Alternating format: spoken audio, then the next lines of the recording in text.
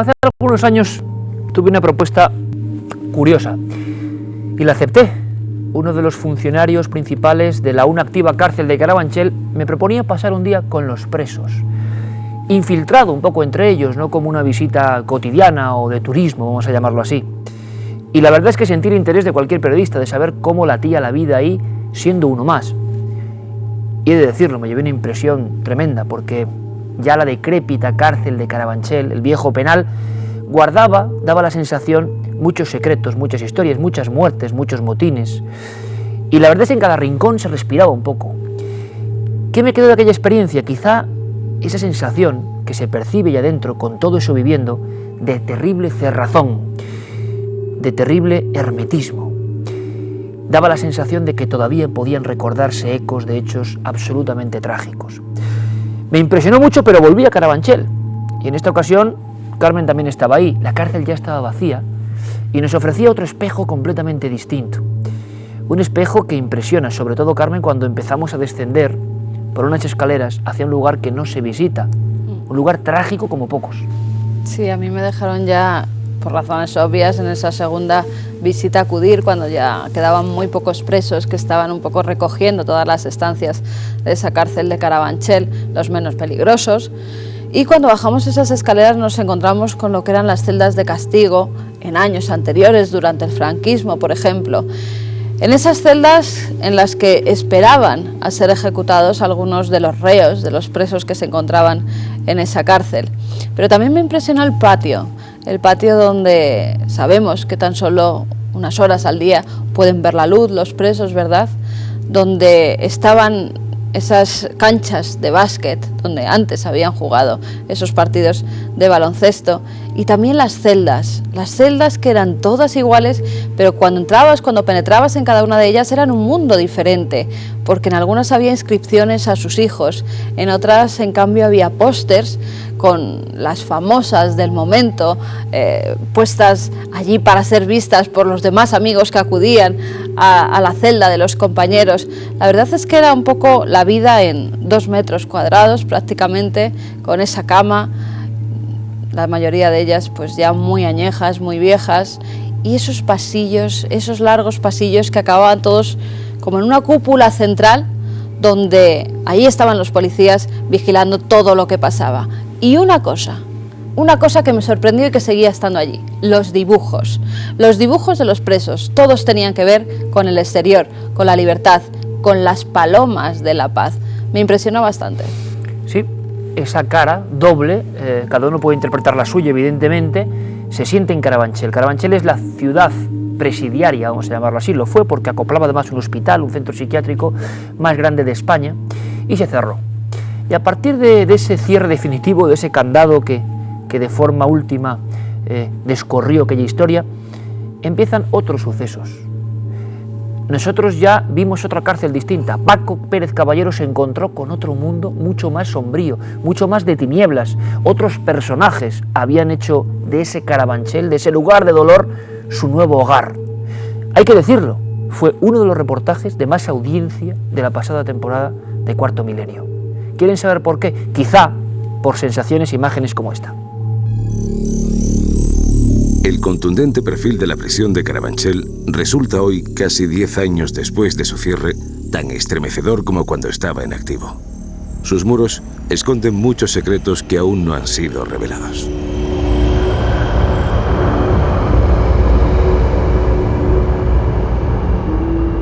La cuenta atrás para el derribo de la antigua cárcel Madrid 1 ya ha comenzado. Con su desaparición, se cerrará un importante capítulo de nuestra historia. Es una prisión que se construyó después de la guerra, con presos, entre el año 39 y el año 44. Luego, además, en los años 60, 70, entraron en ella personas que después han sido conocidas en la política, que pertenecían al antifranquismo. Y es una prisión que, como todas las prisiones españolas, en los años de la transición sufrió lo que fueron los motines y problemas internos durante los años 70. En la época de los años 80-90, que es la época que yo conocí, era una época en la que no había prácticamente incidentes, era una prisión muy tranquila. Y eso contrasta con la visión que tiene la gente de la prisión de Carabanchel, que se remonta a los años de la transición, que fueron años realmente malos. Ver el estado actual de las instalaciones resulta inquietante, pero aún resulta más sobrecogedor imaginar las celdas repletas de criminales. Los violadores tienen un comportamiento bastante tranquilo. El violador no se siente preso, no se siente matizo, no se siente delincuente, entonces su comportamiento es el de una persona normal. Y no teniendo oportunidad de violar dentro, pues su vida es bastante rutinaria. Los asesinos depende de la psicopatía. Hay asesinos psicópatas que tienen un comportamiento muy frío, muy correcto, y luego están los asesinos temperamentales que, bueno, pues que normalmente tienen una fase inicial de depresión y después pues ya remontan. Depende también de los vínculos familiares, depende de muchas circunstancias. El vacío hace que cada sonido se magnifique y nos sentimos observados mientras recorremos la enorme mole. Primer rastrillo de control por parte de los funcionarios. Aquí tendríamos la galería principal.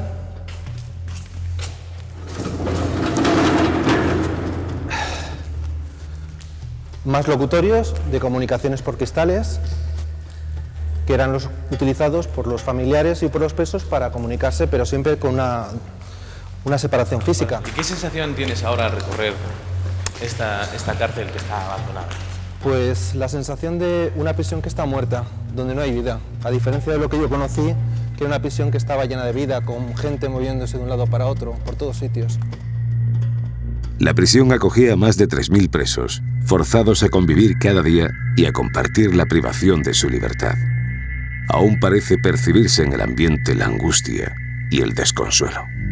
Esto es una galería que constaba de planta baja y 3 alturas. Y en estas celdas había perfectamente de 4 a 8 personas.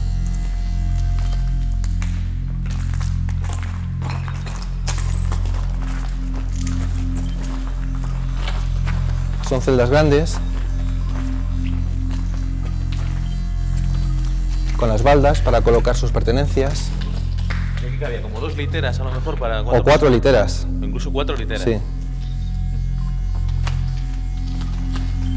Tienes lo que es el retrete, tienes las baldas para colocar sus pertenencias, tienes un tablón para colocar fotos y luego ya las literas que han desaparecido.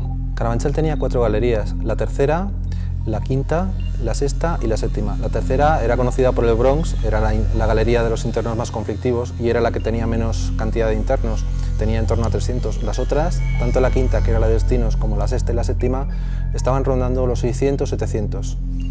Aquí tenemos una visión de lo que es una galería y es curioso porque tiene una forma que desde el principio se va alargando hacia el fondo y se va estrechando y tiene una forma curiosa como de ataúd. De esta tenebrosa habitación parecen emanar malas vibraciones. Y no somos los únicos que las percibimos. Los propios trabajadores del penal evitaban permanecer en ella más de lo necesario. Los ordenanzas que estaban asignados a duchas y a fotografía, claro, ellos trabajaban aquí. Y muchas veces de madrugada tenían que esperar a que vinieran ingresos, preparar el material, con lo cual ellos estaban en una zona que en principio les intimidaba y a veces me pedían permiso para subirse arriba, no quedarse aquí abajo, precisamente porque se sentían intimidados. Ellos me comentaban, yo no les daba mucho crédito, encendido y apagado de luces y de aparatos eléctricos, en concreto una radio, y yo pensaba simplemente o bien era exageración o era un problema eléctrico o un problema debido a la humedad. No le di nunca gran importancia. Es cierto que todos guardaban cierto respeto a la zona de aseo, pero nadie hizo caso de aquellos avisos, hasta que una noche se llevaron el mayor susto de su vida.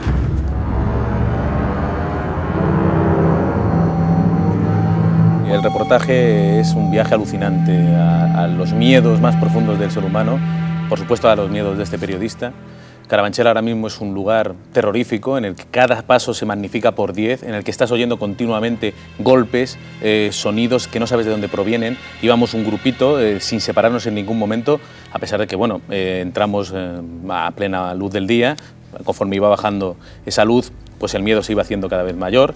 no un miedo sobrenatural, sino un miedo real, porque allí hay gente que al vernos pues huía, generalmente solo les veías pasar o les oías, incluso nos cruzamos con algunas personas que iban con unas enormes mazas, que estaban desmantelando, llevándose todo lo que podían de allí, barrotes, casi no quedan barrotes en Carabanchel porque se los llevan y los venden, pero la imagen era impresionante, el estar en una galería y el ver pasar a unas personas con unos enormes mazos, pues eso impresiona.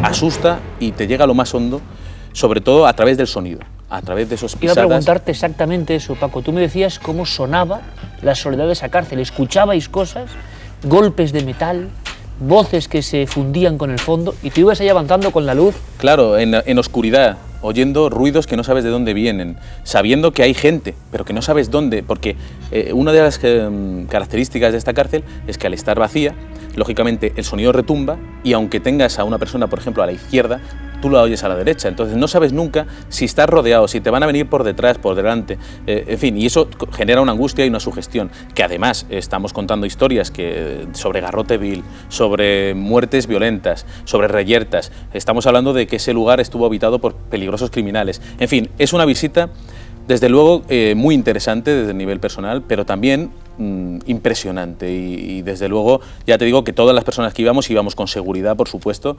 estábamos muy alerta por lo que pudiera suceder. Paco, y por último, tú como siempre te has documentado con un dossier extensísimo, viejos recortes, viejos rostros que son parte de la historia criminal española. Hay toda una leyenda en torno a los fusilamientos últimos porque los hombres del FRAP, en este caso, pasan su última noche en ese pequeño corredor y precisamente, lo dejamos ahí, Paco, todas las historias que vamos a escuchar posteriormente, dentro de unos minutos además, algunas muy potentes, de visiones de los funcionarios, de pánico colectivo, se producen en ese lugar y no en otro, ¿no? Claro, se supone que todo esto ha sido un gota a gota. Carabanchel ha ido acumulando a lo largo de sus días sufrimiento, dolor de presos, de muertes, de suicidios, de ejecuciones, y al final llega un momento en que todo esto explota, revienta, y acaba ocurriendo un suceso que todo el mundo ve, aunque nadie le ha dado explicación hasta el momento. Pues qué más hay que decir, hay que verlo, hay que adentrarse en esos muros, impresionante además todos los grafitis que se han ido componiendo después, es como una gigantesca oda al dolor y a la angustia. Se ha jugado el tipo, nuestro compañero Paco Pérez Caballero, para que ustedes pongan los ojos en un lugar siempre prohibido. Muchos de los que estamos aquí hemos estado en esa cárcel, observándola, haciendo trabajos periodísticos, y les aseguro, y de eso podíamos también hablar, que a uno se le queda una emoción muy particular, muy sórdida, muy extraña, muy llena de desesperanza. Este lugar alimentó un sinfín de mitos o de hechos reales que tocan y rozan casi lo paranormal.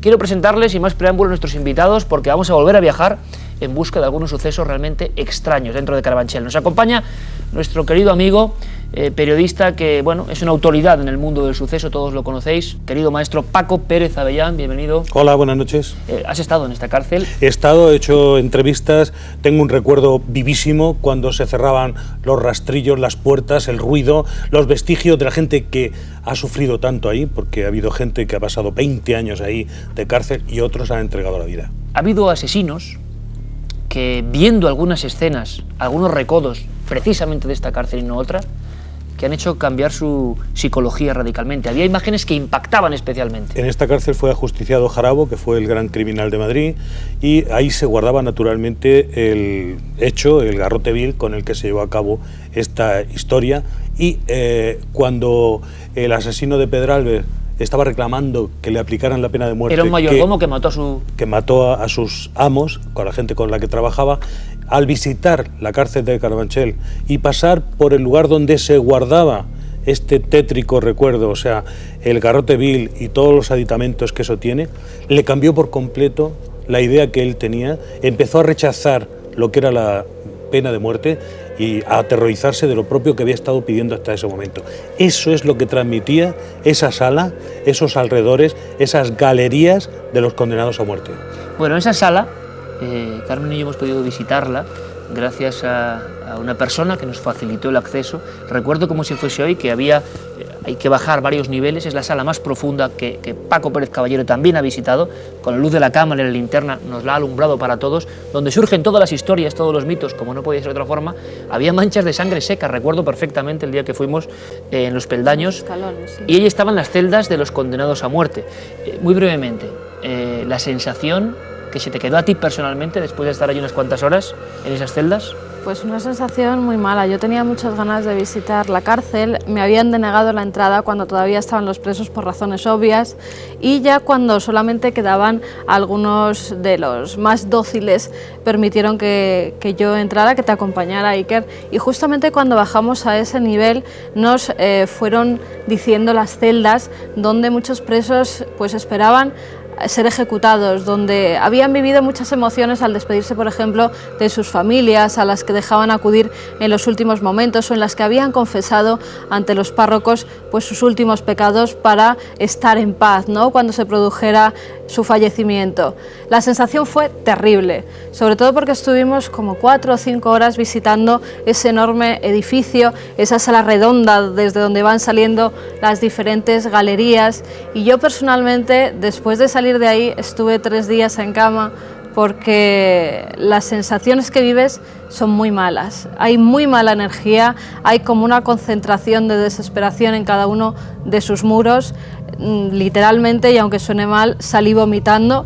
En cuanto dejé los muros empecé a vomitar, me puse malísima y estuve 3 días en cama hasta que me recuperé y pude olvidar un poco esas imágenes, esas escenas que había vivido, donde todos los presos pues habían dejado parte de su vida, donde en las celdas había esos grafitis que habían firmado, donde había fechas, donde había todavía pósters, algunos de su gente querida, fotografías tiradas por los suelos.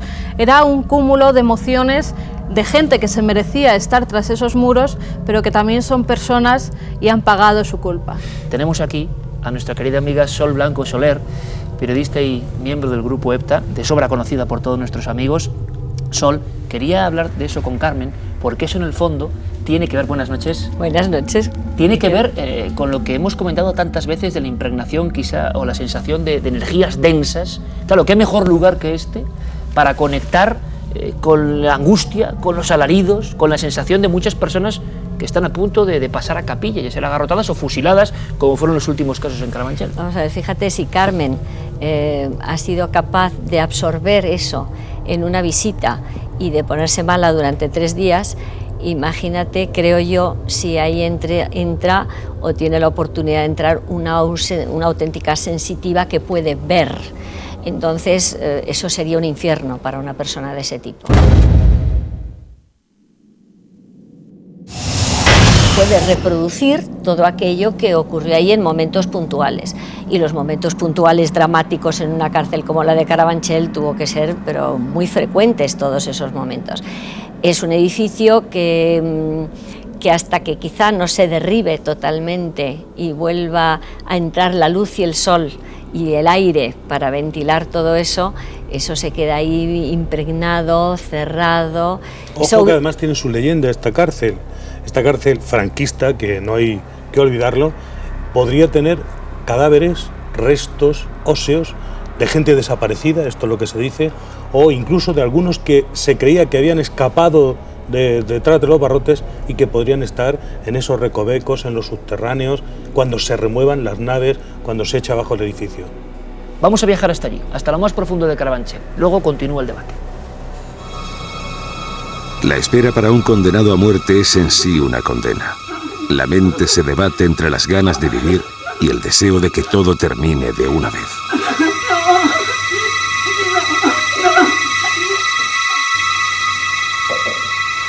En Carabanchel aguardaron a que llegara su hora 3 terroristas del FRAP, que junto con 2 miembros de ETA serían los últimos en ser fusilados por el franquismo.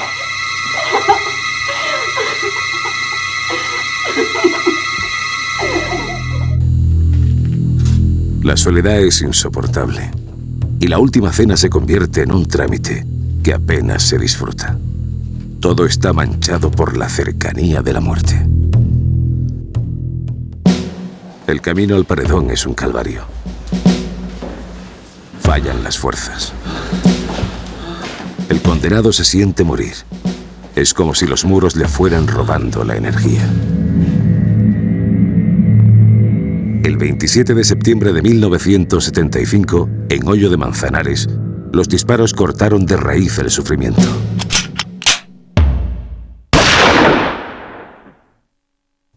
Todo ha terminado. ¿O no?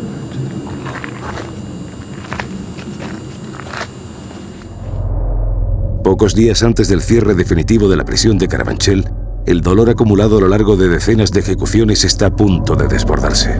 Un suceso inexplicable. Yo no creo en cosas inexplicables, pero el hecho es que eso no le encontré una razón. Una noche cualquiera. El mismo procedimiento de siempre. Identificación y limpieza de los presos que ingresan.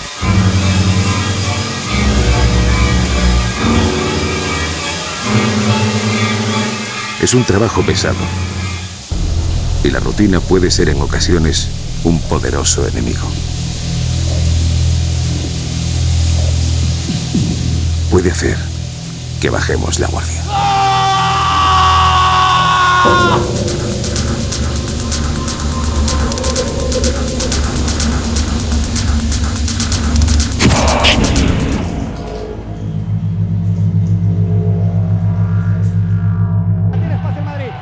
Pisa, le pide ahora Valdán al equipo que pise el balón. Zamorano con el pecho, ojo, Zamorano tira la liga, chuta. Los funcionarios encargados de la zona de las duchas hace días que refieren a sus superiores extraños sucesos.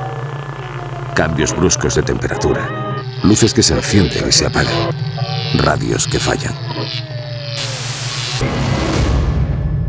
Los funcionarios de instituciones penitenciarias, los ordenanzas que trabajaban con nosotros, ya nos venían diciendo hacía unos meses que ocurrían cosas un poco absurdas, del tipo de que se encendieran o apagaran las luces o los aparatos eléctricos, en concreto las radios, y los ordenanzas estaban extrañados, estaban más que extrañados, estaban preocupados, porque a partir de la madrugada ellos no querían quedarse en los subterráneos. Decían que aquí ocurrían cosas raras y preferían subirse para arriba. El trabajo no puede detenerse, así que todos prefieren no dar importancia al asunto.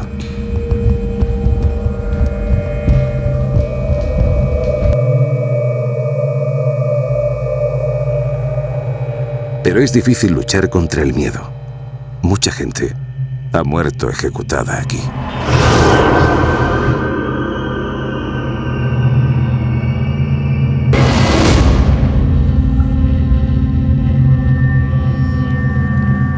A pesar del esfuerzo de los responsables del penal, el temor se extiende entre los presos.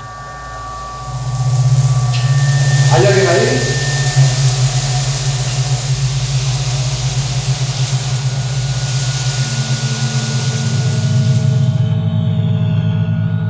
Hasta que ocurre algo inaudito.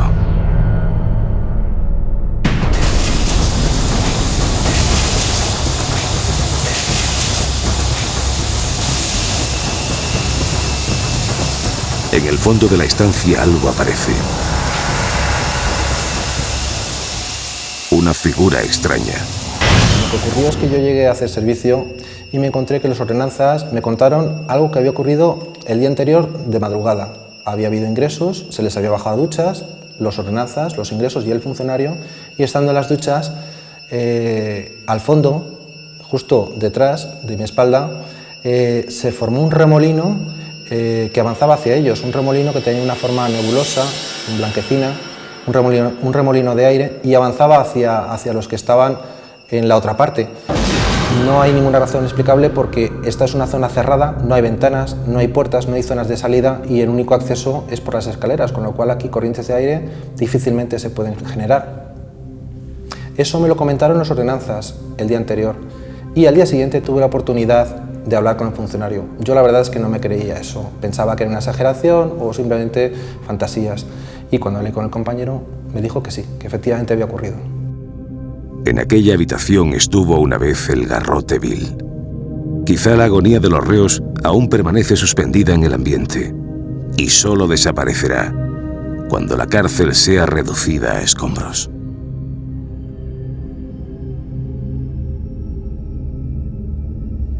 Historias, rumores, leyendas, visiones que se han concentrado en esa cárcel de Carabanchel que hemos podido visitar con un testigo de excepción. Lo que pasa es que nuestros invitados, desde el punto de vista periodístico de la investigación, están prácticamente seguros, observando todo esto, que gran parte de los secretos se desvelarán justo cuando entre la luz del sol realmente y esos muros sean derribados, ¿no? ¿Qué creéis que puede pasar entonces?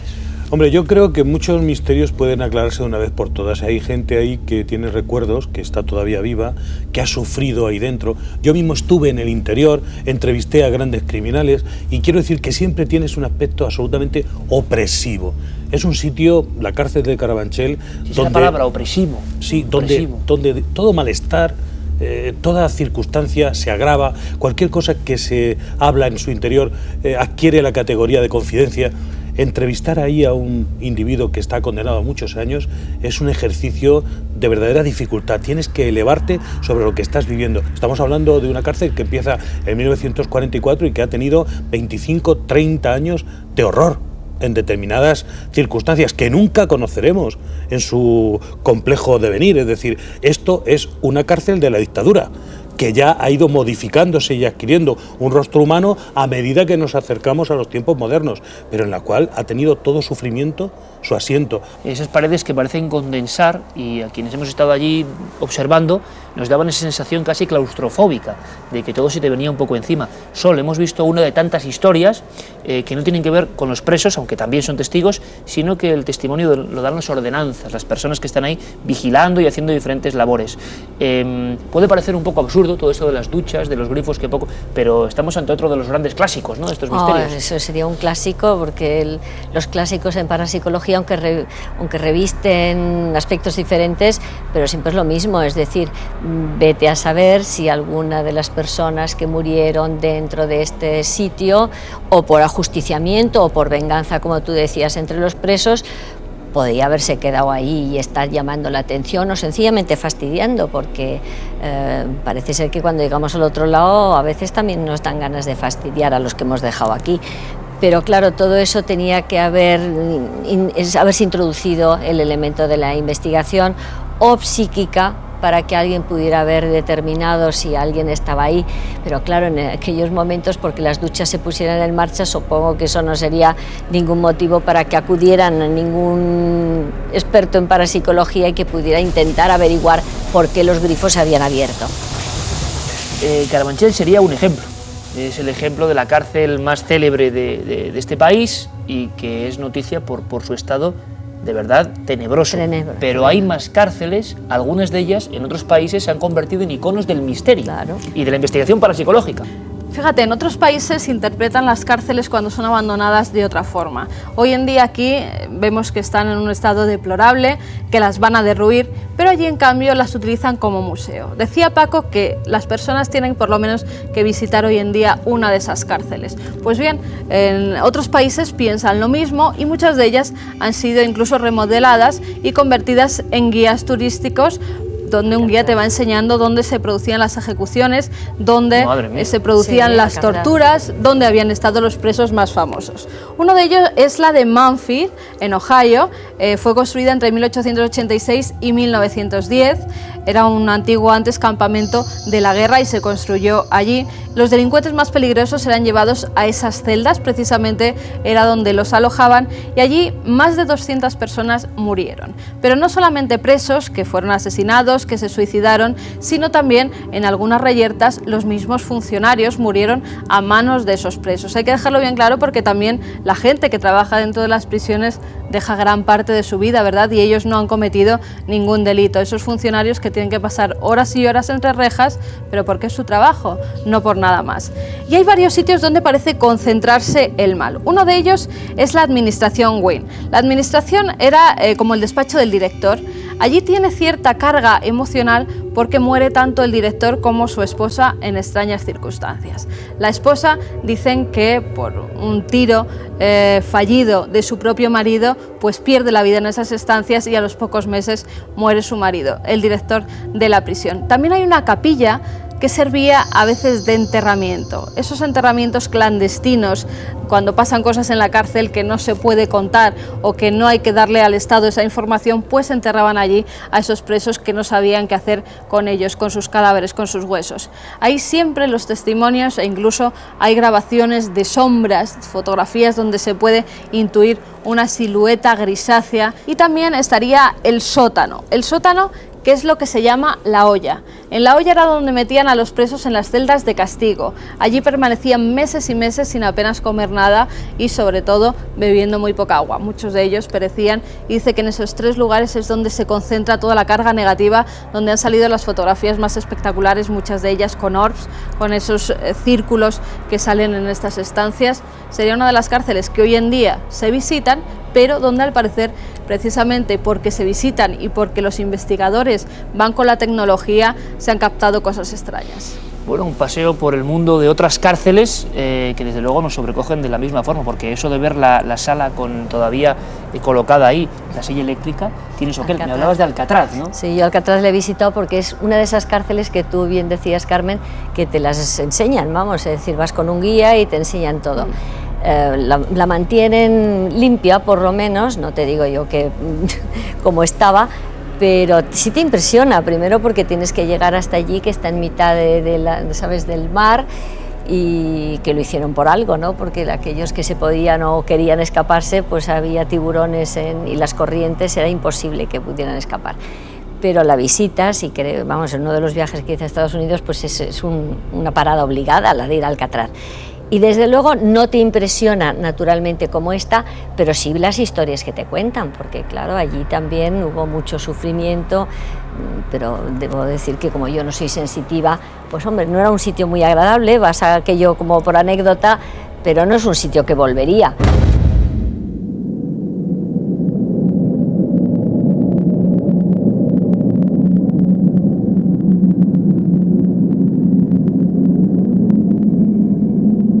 Desde luego, lo que estamos pensando es, viendo el reportaje, volviendo a ver las imágenes de nuestro compañero Paco Pérez Caballero, que hace falta mucho valor, ¿verdad?, para estar ahí dentro, pernoctando, quizá a esta misma hora de la noche, en esos muros, ¿no?